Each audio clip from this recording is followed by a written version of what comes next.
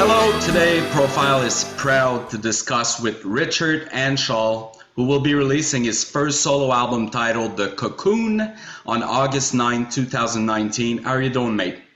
I'm very, very happy and very, very hot as well because at the moment in London we're going through a bit of a heat wave, so I could barely think straight. And today my brother's moving house, so I've been helping him kind Wow. of carry huge boxes around in this sun. So yeah, but it's great. I mean, I can't complain.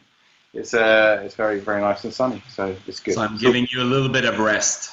Yeah, it's a nice bit of rest. And you mentioned the release date, which is August the 9th, which is also my birthday. So yeah, two things to look forward to. Very excited. Hey, and it's my birthday today. Oh, happy birthday! Hey, Wow. thank you. Cool. Thanks Why you very much. on your birthday? You should be out drinking. Nah, everyone's working, it's cool. Fair enough. I like to do what I'm doing right now. Yeah. Well, what time is it over there? I guess it's morning, It's right? noon. Or midday? No, noon. Yeah, noon. Yeah. Well, maybe later you could go out for a drink and celebrate. Exactly. That's what I'll do. Perfect. It's funny how we live in a small world. You and I met last week in Warsaw, Poland for the Prague in Park Festival. I don't know about you, but I had a blast. How was the festival like as, playing with Haken? It was very, very cool. It was the final show of a run of shows that we did. We had 4 festivals booked, and then we booked a bunch of club shows in between the festivals. And the show in Poland, Prague in Park, was the final show. So we were going home after that. So it's always nice to have the final show and to end on a high. And luckily we were playing with Dream Theatre and Soen as well. That's where I actually saw you. You were chatting to the Soen guys. And they're the nicest bunch of people. We were eating some food with those guys and just chatting about their plans and their music. And yeah, it's always a pleasure to play with such amazing bands. And in Poland, there's a real love for that kind of music, so Yep. we got such a great response. And yeah, then we went home, so it was cool. We got to see our families again, which is always a massive bonus for us. Great. First, I wish to mention that the Cocoon is currently available for a pre-order via Burning Shed. How do you feel about the release being just a few weeks away? It's crazy because I've been working on these songs for a very long time now, maybe like 3 or 4 years in my small pockets of time that I've had. I've been very busy with Haken. We've been doing the most touring we've ever done in the last 3 or 4 years. Yep. Did a bunch of shows with Mike Portnoy with the Shattered Fortress, and that took up like a year or maybe even 2 years because I had to learn all the songs before we toured. And then Nova Collective as well. So I've been pretty busy. But in between all of those different things, I've been trying to write the music and craft these songs, and I've been taking my time with it. But it's crazy to think now we're at the end of that journey and about to release the songs, and it's quite nerve-wracking and daunting to be honest. To be at that point, I hope people like it, but mainly I kind of wrote these songs as a kind of reflection of what I'm into. So I just put everything into it and didn't really hold back in any way. So I just wrote what I wanted to hear, and I hope that people like it. Is that a different feeling when releasing an album with Haken? Like now that Yeah, it's a solo album? yeah. I mean, I've been thinking about this because when you release an album with 6 people, there's 6 people that could bear the brunt of all the negative comments that you get. But hopefully, you don't get any negative comments, but it's it's bound to happen. But when it's your own project, you've thrown entirely your own personality and your whole soul into it. So I guess it is a bit more daunting and nerve-wracking, but I haven't done it yet, so we'll have to wait and see. If I become a manic depressive, that'll be why. How did you come up with the idea of creating your own solo project? When I think back, it probably came around about the time when we finished The Mountain, which was quite a while ago now. Yeah. We decided to push the music in a new direction and write collaboratively as a band and all share ideas, whereas up to that point I'd done the lion's share of the writing. So naturally, when we took this new approach with the writing, I had a lot more free time on my hands because Haken kind of dominated my whole life, really. So I did a lot of writing. So yeah, I had more free time. Around that time, I started Nova Collective as well with Dan Briggs from Between the Buried and Me. So I put the idea of a solo project on the back burner. But then we finished that within a couple of years, and then I really focused on it for the last 3 years or so.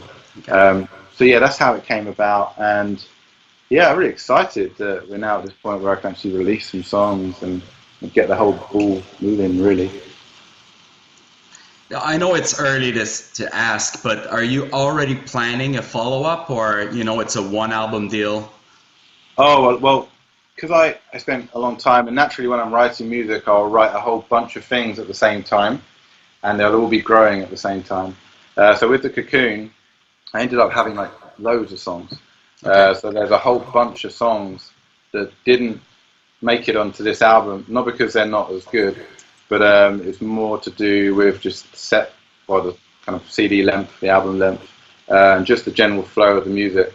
So I've got a whole bunch of ideas that relate to the first album that I'm going to get cracking on and hopefully release it, before too long. So the Cocoon saga should hopefully continue maybe in the next year or two. Good news. Cool.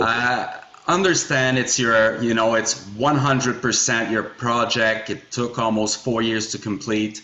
Can you talk about the writing process of the album? Yeah, sure. So as I was saying before, around about the end of The Mountain, I started to pen down some initial ideas, and they were just really small seeds. And then Nova Collective took over, and obviously Affinity and Vector. But these ideas I just would go back to every month in between tours, or even sometimes on tour, and just slowly grow the ideas. I got to a point where I was happy with the initial arrangements, which generally took quite a while. So I'm quite meticulous and quite anal about certain things. I wanted to make each composition make sense. Every part needed to have its position within the song. But once I was happy and remotely kind of satisfied with the compositions, I would send it to Matt Lynch, who's playing drums on the whole album. And I'd just like to add, he's the most insane drummer ever. So if people haven't heard about him, just go and check him out. I play with him in Nova Collective, and he's also in another band called Trioscapes with Dan Briggs, which is this crazy three-piece, insane jazz fusion, like freeform, whatever. It's just madness. But he's an incredible drummer, very focused, and I just love his precise approach to playing. So I sent him the songs, and he has a little studio set up at his home, and he spent around about a year just learning the songs and kind of tweaking little bits here and there and adding his own spice to the songs and arrangements. Then he would record the drums, send them back to me, and then I would record my guitars, keyboards and vocals. Around about this time I would send them to Connor, who's playing the bass on the whole album. And likewise with Matt, Connor's just an incredible musician, very precise in his playing, and his recording is very clean. I just love his tasteful approach to playing bass. So he was just the natural choice for the bass. So yeah, he laid down his bass around the same time I was laying down my vocals, I guess. And then I had the album, and obviously I've got a whole bunch of crazy guests on the album as well, which I'm sure we'll talk about later. Is there a particular concept or a theme behind the Cocoon? Yeah, so there is a kind of loose concept, which is it's all about those kind of watershed moments you have in life where you have a perspective on something and suddenly it completely changes. It's like what you once thought of being the truth of that certain thing was just the tip of the iceberg, and suddenly a whole different world is illuminated in front of you. So yeah, that's the general idea of it. I quite like the analogy of being in a dark room, then someone switching the lights on, and suddenly you're surrounded by all of these objects that you never saw before. So that's the general overarching theme of the album. There's a protagonist in the album who's trying to break out of this metaphorical cocoon, and as the album progresses, he gets ever closer to breaking out of this cocoon. So that's the main theme, and then each song is kind of like individual in its own way, dealing with individual ideas, but based around that blanket thing. Correct me if I'm wrong, but I'm pretty sure it's the first time we can hear you as a lead singer. How Yeah, did that go? Like, personally, I love it. I love the arrangements with your voice. How did yeah. that go? Well, it was very daunting, to be honest. And I've obviously sung with Haken before live as a backing vocalist. I've never dived in headfirst and sang lead vocals live or on a studio recording. So the whole thing was very scary, to be honest. But ultimately, it became a rewarding experience for me. I decided to make the album very much DIY. So I did pretty much all the stuff myself. I recorded at home, and I wanted to adopt the same approach to vocals. So I was literally recording myself, like quite literally pressing the record button and running to the desk, and then trying to record the vocals at the same time. So the whole thing was a steep learning curve for me. And yeah, I mean, I'm glad that you liked the arrangements of the vocals. I had to really think because I'm not Freddie Mercury, if I'm honest. I'm not the best singer in the world, but I think there's a soft quality to my voice which sits in a certain range. So I was trying to arrange the vocal parts to fit within those certain registers. And yeah, it took a while to work on it. And I reckon the next album that I do will be more efficient because I will have understood my limitations and I kind of know what certain sections and what kind of layered parts work with my voice. So hopefully moving forward it'll be more efficient and it won't take as long. Alongside yourself, we can hear Connor Green on bass, Matt Lynch, you mentioned, on drums, as well as guest musicians on certain tracks, notably Ross Jennings, Jordan Rudess, Ben Levin. Can you Mm. tell us how you got to pick who would take part of the album and any challenge to finding the right guest musician? Well, I've been lucky throughout my career. I've met a whole bunch of amazing musicians and played with a lot of them as well, and look up to a lot of these guys as writers and players. So when it came to making this album, I had a lot of friends to choose from. And Ross, obviously, I've grown up with Ross, so I've known Ross since I was 5, and we started Haken together. So he was a natural choice, and I love his voice. It's obviously he's very tied to the Haken sound. So I didn't really want Ross to be the vocalist for the whole album because it would just be another Haken album. Yep. So predominantly I wanted to sing, but I thought it'd be very nice to have Ross on the single release that we had, Twisted Shadows, and I really feel that he kind of nailed that part and it really soared Absolutely. nicely. He's got a kind of natural ability to soar through the choruses and make it just sound a lot more epic than I ever could. So yeah, that was amazing. And we had Jordan Rudess as well on the same song. Once again, I'm hugely inspired by Jordan. Over the years, he's been a massive idol for me, mainly for his work on Scenes from Memory, 6 Degrees of Inner Turbulence. That was when he joined Dream Theater, and those two albums are very special. I think the songwriting on those two albums are amazing, and I feel that he had a huge part of that sound. They're big influences on me. So I asked him. I had no clue what he would say. I kind of thought he'd be too busy for it, but thankfully he said yes. And it's such an honour for him to be on the song and Wow. on the album in general. And he really nailed that solo. Kind of got a jazzy, kind of 80s vibe to it, which really fits the song, I feel. Ben Levin, you mentioned. That one was an interesting one because we were on tour with Bent Knee at the time, and I was trying to get some vocal lines down, and I was trying to demo some stuff whilst I was on the tour bus, and everything that I was writing for the track Lunar Room just wasn't working. And so I was with Ben one day, and I was like, this song has a kind of almost like a sleazy hip hop feel to it. I reckon it needs some kind of rap.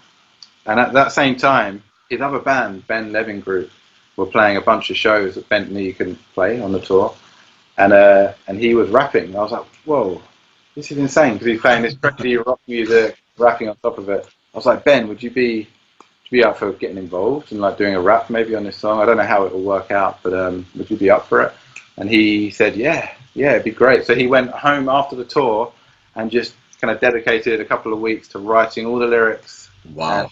yeah, and he really kind of nailed it and took the song to another dimension, which I could never really have imagined myself. So it was so cool collaborating with him. He's just a genius, really. And he had his wife singing on the chorus as well, which really added a nice touch to the song.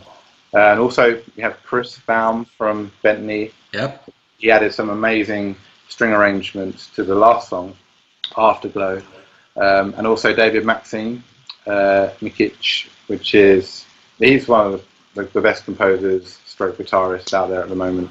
And I kind of guest soloed on a couple of his projects over the years, and he was happy to be involved. And yeah, he's an amazing player. So yeah, I'm just happy to have all of these guys on there. Really cool guys, great musicians, and great friends. Wow, super. My first thought, I'll tell you the truth, when listening to the Cocoon was to search for any Haken references. I could see a few right away, with the guitar play and all that, but it's definitely not a Haken album. Was it intentional to keep your music as different as possible from the, Haken's music? I feel that as Haken's evolved as a band, my tastes have also evolved quite rapidly as well. Nowadays, I've been listening to a lot of kind of jazz music. Tigran Hamasyan is a massive influence on me. I recently went to a gig with Ray to a band called Knee Body, and they're this kind of jazz fusion-y band that have these crazy grooves, sing incredible stuff. So these kind of guys have been influencing my writing a lot. Also, the likes of Bon Iver, Volcano Choir, and Sigur Rós. All of that stuff. When you kind of fuse it all together, you get some interesting, sounds. So that's been my primary source of inspiration. It wasn't really a conscious effort to make it different sounding to Haken. I literally just wrote what I wanted to hear. Okay. And it's, I guess naturally now in Haken we write as a band, so it's a collective vision. So it really is a piece of all of us. Whereas this is just entirely, I guess, from my tastes and a reflection of what I'm into. So it's a different thing. But I'm glad that you picked up on that. And it's an eclectic album. I guess we'll have to wait and see whether people latch onto that. I mean, it could be maybe to my detriment. Who knows? But ultimately, I'm quite happy with how it came out. So we'll have to wait and see what people think. On the same topic, we can hear, all kind of different genre, like you mentioned. You also mentioned that we can hear some rap on Lunar Room, which I love it. If you have to tell someone who has absolutely no clue what type of music you play or you created with the Cocoon, how would you explain it, and what genre would you consider it falls under? It's very tricky because, as I mentioned before, there's all these different influences on there. Yeah. So the first song, Twisted Shadows, that I released last week, is this kind of Mr. Bungle-esque, kind of quirky sounding song. But the song I'm going to release on Friday, in 2 days' time, is a completely different song. It's the song Limbo, which is very atmospheric. Wow. Yeah, and it's kind of leaning towards a Sigur Rós kind of sound. So they're very entirely different. So it's hard to bracket them into one genre. I've been struggling because I've been uploading the music to various different places like Bandcamp and iTunes, and they've been asking me to categorize the music. They're saying, what is it? So you need to categorize it with 5 tags. Is it metal? Is it rock? Is it... I don't know. I really don't know. So if I had to pick one genre, I'd probably say progressive, because I've been trying to, I don't know, with the arrangements, think outside of the box, and the arrangements aren't so typical, but there's lots of different influences, which in my mind falls under the bracket of just progressive music. A lot of people, when they hear the word prog, they get turned off because it kind of signifies a certain sound, but progressive music can be anything, in my opinion. It can be electronic, it can be metal, it can be jazz, it can be anything, it could be indie. But yeah, so I feel there's a lot of influences on there, but it's all, progressive. What about art rock? Yeah, there's definitely some of that on there. Who knows? Pretentious rock as well. Oh. We call it that. But yeah, there's alternative stuff on there, post rock as well. But there's people like to categorize music and create all these categories for it, but it could go on forever. So ultimately, it's just music, and Yeah. if And people like it, they we're a like it. prog rock magazine, so we're glad you're saying prog, right? That Yeah. no, we So don't run away from prog. We walk right into it. yeah, I mean, I'm into prog. I'm into everything. I'm into kind of jazz or indie. I'm into rap music as well. So it's all thrown in there, and it's just at the end of the day, it's just music. If people like it, that's all I care about, really. So Exactly. Exactly. yeah. There's good music and bad music, right? Hopefully, it's the good music. Who knows? Oh Who yeah, knows? it's on the good side for sure. Great, that's good to hear. Oh, and tell your wife that the album cover is beautiful. Oh, thank you You so know, she's much. got a lot of talent. I'm very, very lucky to have an amazing artist in the same house that I live in, Yeah. and it makes the costs of getting an artist a lot cheaper.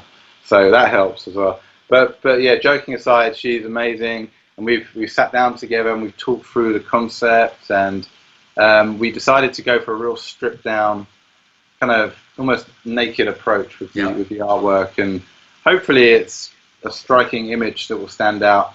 A lot of album covers these days seem to be quite cluttered, and there's no definition in the artwork. So that's something we try to avoid, and try to keep it as clean and concise as possible. Yeah. When I saw your album cover, I was curious. Did she make Vector for Haken? Oh no, no, that No. was actually Black Lake, and they've been working with us Oh, okay. for the last 5 years now. So they started working with us for the Mountain album, and they do a whole bunch of stuff for us. They do the tour posters, do Wow. T-shirts for us. They've done all three albums, Okay. and the live album and the EP as well. So they've been really working hard for us over the years, and they're a great bunch of guys. We actually, because they live in Holland, so we go over there every now and then, and we actually went to their studio, and they've got all the Haken artwork on the walls and stuff. Oh, So nice. it's almost like a museum of our career. So it's good fun. I know it's probably early again to ask this type of question, but is there any chance to see the Cocoon being performed live in the near future? Or Yeah, so it's something I've been thinking about over the last few weeks. When writing the music, this wasn't really a concern at the time, but the more I think about it, the more I would love to do it at some point. I think writing the music's one thing, but then touring the music's another whole thing. It's like a yeah, logistical nightmare of things you need to think about. But I would love to do it. I'd love to take it to the stage because I really feel the music would work in that environment. But I reckon we'll have to wait and see how it does. And if there's enough demand for it and people are into it, maybe one day. But it also needs to fit in the schedules of the guys that are in the band, so Connor and yeah. Matt, and also Haken's schedule. So we're so busy doing various different things. But maybe I'll work on another album and then basically do a tour after that one. So I'll have enough material then to play a whole set. True. Personal question here. Any chance to see the Cocoon on vinyl? Yes. Good. So this has been a DIY project for me. So I'm releasing it through Burning Shed. They're distributing the album for me, Yep. but every other aspect of it I've done myself generally. Also with the help of my wife, who's done the artwork. But for the most part, it's been a real learning curve. So getting the vinyl stuff ready has been another whole thing that I've been trying to deal with. But finally, I've got to the point now where we can start to put it into to print. So hopefully, in about 2 months' time, Wow. we should have it ready. So yeah, I can't wait to finally have another vinyl to stick on my wall. Oh yeah. Yeah, next to all the Haken vinyls that I have in my studio. So looking forward to that. Good stuff. You mentioned, I think, Spotify earlier. You're planning on distributing the album like digital on different Yeah, of course. platforms? Okay. Yeah, so the album will be released on the 9th of August, which is my birthday, as I mentioned before. So yeah, I'm gonna get it all ready by then. So digitally, it should be available on Spotify, iTunes, and Apple Music, and Okay, good. all of these things on the 9th of August with the release of the album. Yeah, because in 2019, you need You've got digital to embrace music. it. Yeah, I think these days a lot of people don't like to buy physical products. So I feel that a lot of artists are really focusing their attention towards streaming and the digital world. Yeah. I feel that to succeed as a musician, you have to embrace that Yeah. whole side of the industry. To be honest, You're so, right. yeah, You're right. Yeah. Okay, Richard, just before I let you go, I have a few more questions that only require like one or a few word answers. cool. Are you up for this? I'm up for it. Let's give it a go. Raja. From the Cocoon, what is the first track you've written? Cocoon. And then a lot of the other ideas stemmed from that initial idea. If there was one artist you could musically collaborate with, who would that be? It would be Tigran Hamasyan, Armenian jazz pianist. He's probably the greatest musician I've heard in the last decade or so. I'm probably not worthy to play with him, but it would be an amazing experience, very humbling as well. Nice. You have played many venues with Haken, with different bands and festivals. Which one would you say it stands out? For me, it has to be a place in the Netherlands called Borderij. And the reason I love it, is because it's actually run by volunteers. So they love the music, and generally, if they see a band that's coming through, they will nominate themselves to work on that night. So most of the people that are working there are into the music, and it really creates a nice vibe. And yeah, I love going there, and it's good food as well, which is the main thing. If there was one venue you wish you could play, never had a chance to do so, which one would that be? It would have to be Brixton Academy in London. It's a venue that I used to go to a lot with Ross, because I grew up with Ross. We've seen so many bands there. Saw Muse there, Foo Fighters. Wow. I saw recently Meshuggah played there with Devin Townsend and Periphery. I saw Opeth there, saw Pain and Salvation supporting them. So over the years, I've seen a whole bunch of my favourite shows. And Machine Head, saw Machine Head film a DVD there. So yeah, I got a lot of good memories from that place. So that would be a cool gig. I know you won't like this one, but do you have a favorite track on the Cocoon, or one that you like playing, more than others? Yeah, I think it's going to be Lunar Room, which features Ben Levin and also Marco Svogli, who does a guest solo in the middle section, and also Jessica Kion. I love it because it really took on another dimension when Ben added his rap to it, and it's something that I couldn't have imagined myself. So it's a real collaboration. But yeah, I love listening to that, mainly because I don't have to listen to my voice as much. What was your first ever guitar? Oh wow! I'll go for. I had an acoustic guitar in my house. My dad used to play acoustic guitar, but my actual first electric guitar would have been a Fender Squier Telecaster, I believe. Yeah. How old And were you? What's that? How old were you? I think I was about 10 when I started playing guitar, and I just picked it up really and taught myself, and I've done so ever since. Wow. Who is your all-time favorite guitar player? Oh, that's a tricky one. I love so many. I think John Petrucci is a massive influence. Guthrie Goban's an amazing player, just all round. He's just incredible. But maybe I'll go for Robert Fripp from King Crimson. King Crimson. Mainly because he's an amazing player, but he's so imaginative with his playing. He just kind of pushes the envelope with every album that he does. And even now, he's just creating some crazy music and playing live with King Crimson still. Yeah. I saw them actually fairly recently for the first time about 2 months ago, and it was just mind-blowing seeing him finally do his thing with King Crimson. Wow. Do you have an approximate date for a new Haken release? Well, we're kind of working loosely on some new ideas because we've got 4 months until we tour with Devin Townsend.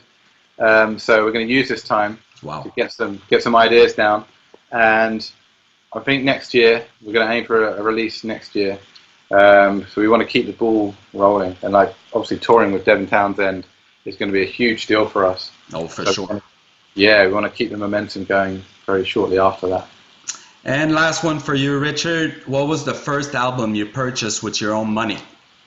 Wow. I can't remember the first album, but I do remember the song Kiss Me, Kill Me, Thrill Me, something, Love Me, by, something like that, by U2. And it was on cassette.